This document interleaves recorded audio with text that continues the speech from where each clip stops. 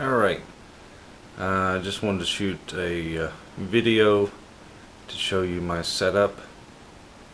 This is in response to your question on how I set up in-ears and that I can record audio from my in-ear mix for drums over to be able to sync with my video and not have the click track in it.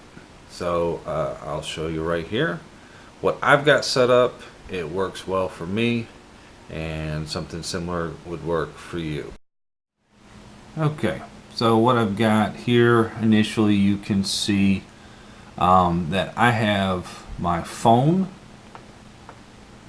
is here, and I use an app called Tempo for my click track,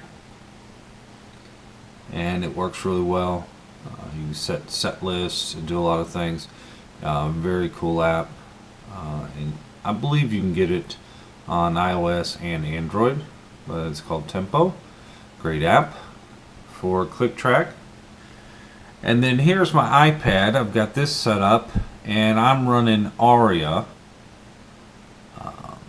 to record the track in, but you could use GarageBand or any kind of audio recording software you might have on an iPad, or if you have an extra iPhone, that sort of thing. And that's just going to capture the audio. So what I've got down here below is I just got this little rack, but what I do is I run my click track into this direct box right here. So the click track goes in here, and then I come out this parallel out of it and come over into this Behringer. It's an MA400 mixer, so I come in here in this input here. So that's my click track running there. But then I send the XLR to the house so that the rest of the band can have click track and pull it up into their avions. Okay. I use a rig. It's the original version, an iRig. I think they also make an iRig 2. That is what he was showing. But this is just the original iRig. And what I do is, I'll show you in a second. Of course, that gets plugged into my iPad, like so. Sorry.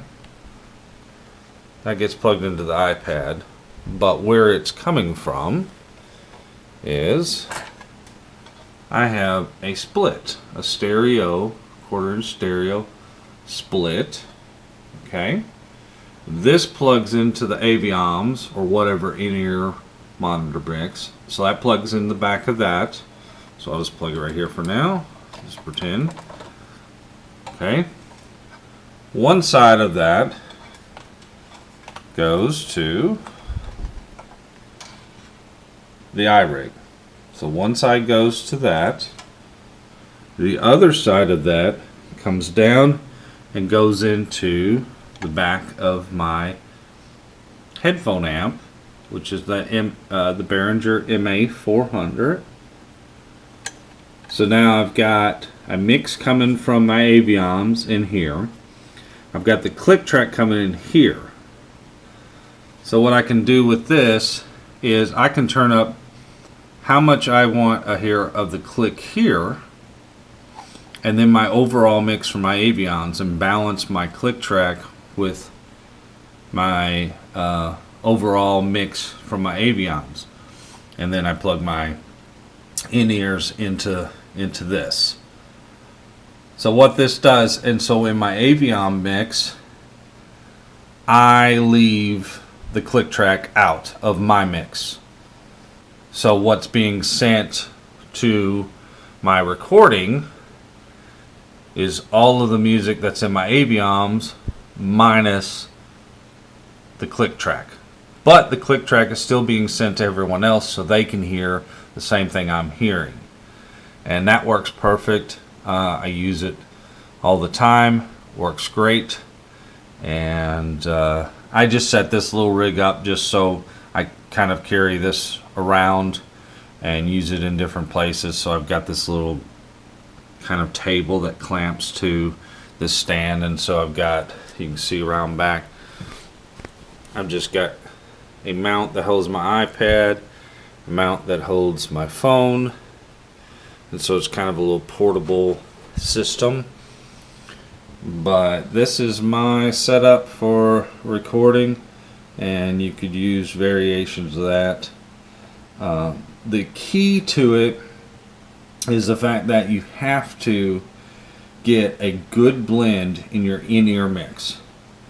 You can't do too much drums. You can't say, oh, I don't want to hear this. You need to mix it as closely as you can to what front of house would hear.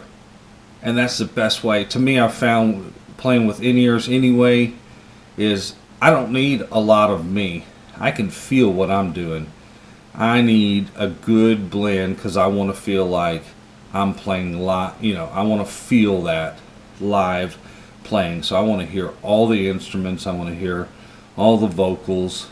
I want to hear everything like if I was sitting out in front and enjoying a concert or whatever it is.